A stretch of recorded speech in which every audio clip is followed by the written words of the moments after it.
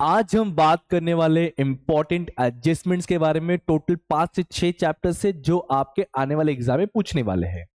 Yes, मैं लगभग मान लीजिए अगर 4 एडजस्टमेंट दूंगा तो उसमें से 3 तो डैम श्योर पूछेगा ही पूछेगा आपको। और ये मैं ऐसे नहीं बता रहा हूँ, प्रीवियस इसके सारे पेपर्स को एनालिसिस करने के बाद मैंने वो लिस्ट रेडी किया हूँ आप लोगों के लिए। चलिए फिर आते हैं हमारे इंपॉर्टेंट एडजस्टमेंट। सबसे पहले हम बात करते हैं हमारे पार्टनरशिप फाइनल अकाउंट के।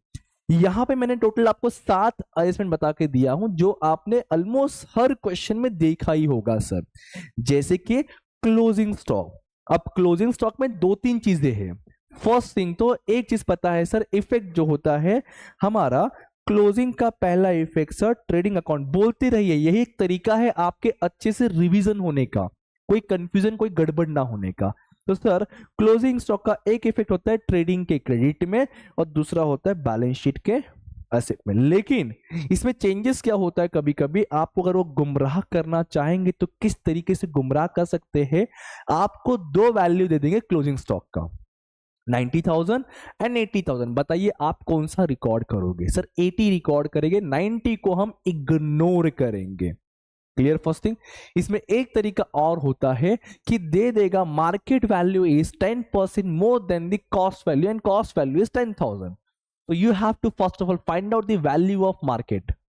पहले हम क्रॉस मल्टीप्लीकेशन वाले क्वेश्चन सॉल्व करके हम मार्केट वैल्यू पता करेंगे, दोनों में से जो सबसे लोवेस्ट होगा फिर उसको हम कंसीडर करेंगे एज अ क्लोजिंग स्टॉक। तो ये 3 टाइप के क्वेश्चन पूछ सकते हैं क्लोजिंग स्टॉक के अंदर। अगला बात करेंगे डेप्रिसिएशन। अगेन इस पे 2 टाइप के क्वेश्चन पूछ सकते हैं, but before the type of question first of all know about the effect of the depreciation. तो सर पहला इफेक्ट जो होता है डेप्रिसिएशन का वो हमारा पीडी में जाता है, प्रॉफिट एंड लॉस डेबिट। दूसरा एसेट में लेस होता है सर, इतना तो हर किसी को पता ही होगा सर। अब पहला जो तरीका होता है straightforward, calculate 5% depreciation on furniture. You just have to calculate 5% on the given amount. But कभी कभी ब्रैकेट में एडिशंस होते हैं, तो वैसे सिचुएशन में आपको पहले एडिशन पे अलग से चार्ज करना है, जितने मंथ बोला रहेगा उतने मंथ पे, ओपनिंग पे अलग से चार्ज करना है, फिर दोनों डेप्रिसिएशन को ऐड करना है। ये हमने क्वेश्चंस ऑलरेडी जो मेरे इंपॉर्टेंट 4 क्वेश्चन दिए हुए उसमें भी कवर किया हुआ है, अगर आपने नहीं किया है तो वहां से कर लीजिए। ओके, थर्ड आते हैं हम आउटस्टैंडिंग एंड प्रीपेड को मैं साथ में लिखा हूं क्योंकि बहुत बार देखा गया इन दोनों में से एक तो पूछता ही है सर। तो आउटस्टैंडिंग ऑलवेज ऐड होता है, prepaid that is prepaid and advance always less होता है गिवन एक्सपेंडिचर या इनकम में से। अगर आउटस्टैंडिंग एक्सपेंसेस है तो ऐड होगा। सेकेंड इफेक्ट कहां पे आएगा? बोलिए बोलिए बोलिए। आउटस्टैंडिंग पे करना बाकी है, आउटस्टैंडिंग एक्सपेंसेस कहां पर आएगा? लायबिलिटी। प्रीपेड या एडवांस एक्सपेंस, प्रीपेड प्रीपेड पहले ही पे कर दिया है, आगे जाके पे नहीं करना पड़ेगा, तो वो अपने लिए एसेट्स कहलाता है। Got it? तो सर प्रीपेड आपका सेकेंड इफेक्ट एसेट में आएगा, आउटस्टैंडिंग सेकेंड इफेक्ट एक्सपेंसेस में रहेगा तो लायबिलिटी में आएगा, इनकम का वैसे वर्सा। बैड डेट्स ऑलरेडी का पूरा अच्छा खासा डिस्कशन वीडियो हमारे इसी चैनल पे अवेलेबल है, जिसका लिंक डिस्क्रिप्शन में प्रोवाइड कर दूंगा। अगर नहीं मिला तो हमें गिवन नंबर पे व्हाट्सएप कीजिए, वो आपको वहां पे प्रोवाइड कर दूंगी। बैड डेट्स वाला डैम श्योर पूछेगा आपको एग्जाम में, बट बैड डेट्स कौन से हद तक पूछ सकता है क्योंकि इसे 5 स्टेप्स है। पहला आपको unrecorded sale, dishonourable receivable, new bad debt, new RDD, discount on debtor. तो ऐसे 5 स्टेप है इसके अंदर, तो कौन से हद तक पूछ सकता है एग्जाम में नॉट श्योर, बट पूछेगा ये श्योर है। तो इसके अच्छे से डिस्कशन वीडियो लगभग 5 से 7 मिनट के अंदर विथ एग्जांपल मैंने करवाया हुआ है कि ओल्ड आरडीडी ट्रायल में दिया होता है कि एडजस्टमेंट में दिया होता है, कैसे हम पहचाने कौन सा ओल्ड है कौन सा नहीं हुए। इन डिटेल डिस्कशन आपको इसका वीडियो मिल जाएगा, डिस्क्रिप्शन में इन लिंक मिलेगा, नहीं मिला तो नंबर तो है ही आपके पास हमारा, हमसे कॉन्टैक्ट कीजिए, प्रोवाइड कर दूंगा मैं। ओके, अगला है इंटरेस्ट रिसीवेबल और पेएबल। इंटरेस्ट मिलना बाकी है, इंटरेस्ट मिलना बाकी है, पैसा आएगा, इनकम होगा। तो पहला इफेक्ट तो सर हमारा प्रॉफिट एंड लॉस क्रेडिट में आएगा और हमें मिलने वाला है इसलिए वो एसेट्स में जाएगा। पेबल में पे करना बाकी है, पेबल पे करना बाकी है, पहला इफेक्ट सर तो expenditure that is profit loss debit में आएगा, दूसरा पे करना बाकी है इसलिए लायबिलिटी में आएगा। जैसे होता ना interest on loan it's a payable, interest on investment it's a receivable. ठीक है। इंश्योरेंस क्लेम 2 चीजें, इंश्योर्ड और अनइंश्योर्ड वाला, सॉरी। इंश्योर्ड एंड अनइंश्योर्ड वाला। अगर अनइंश्योर्ड है तो तकलीफ नहीं है सर, ट्रेडिंग के क्रेडिट में दूसरा इफेक्ट प्रॉफिट लॉस डेबिट में पूरा वही अमाउंट आएगा।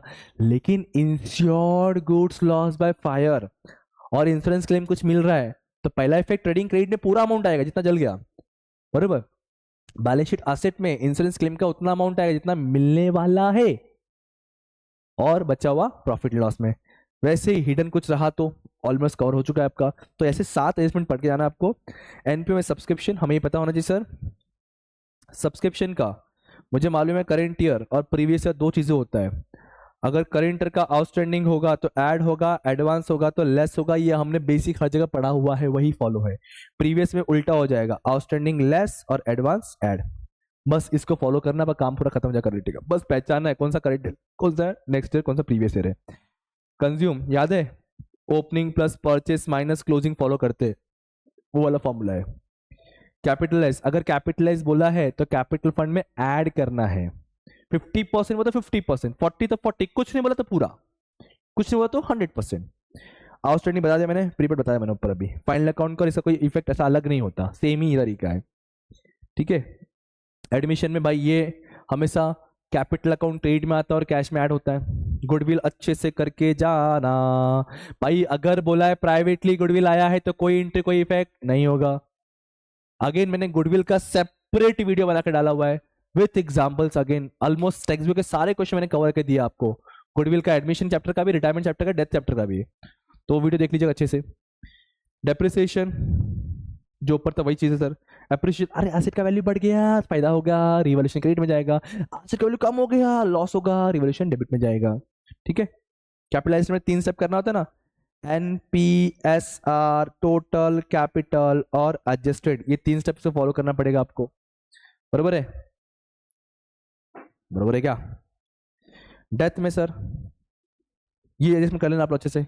गुडविल प्रॉफिट लॉस सस्पेंस गड़बड़ होता है, इसमें आपको जो ही प्रॉफिट दिया रहेगा वो प्रॉफिट अमाउंट, ठीक है, वो प्रॉफिट अमाउंट जो भी रहेगा XYZ मल्टीप्लाई जितना मन जिंदा था डिवाइड बाई 12 मल्टीप्लाई जो उसका शेयरिंग रहेगा।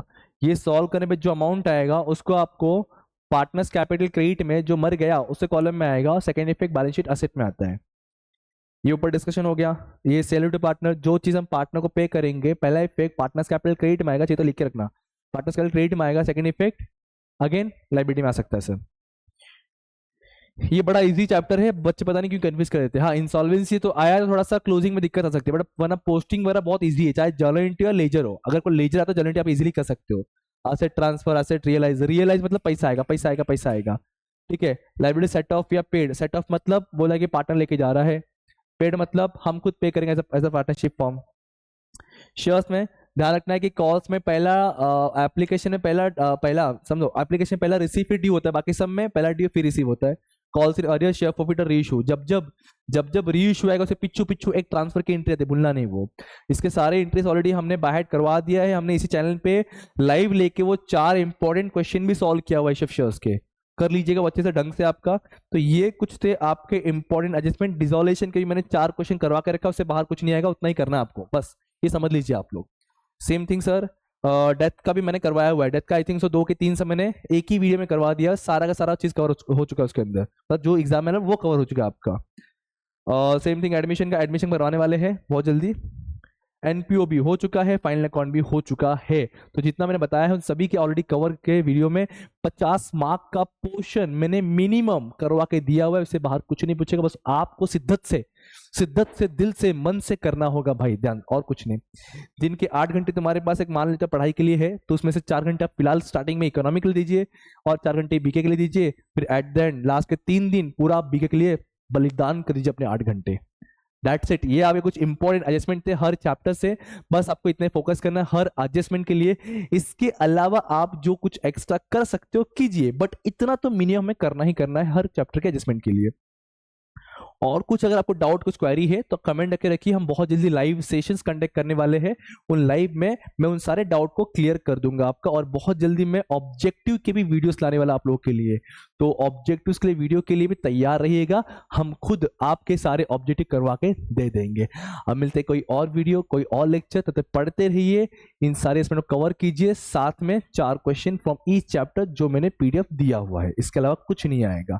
उतना करना है, फोकस करना है, 80 में से 80 पाना है, ये टारगेट रखना है सर। अब मिलते हैं कोई और वीडियो, कोई और लेक्चर, तब तक पढ़ते रहिए, पांडास को याद करते रहिए। Thank you so much, bye bye, जय हिंद दोस्तों।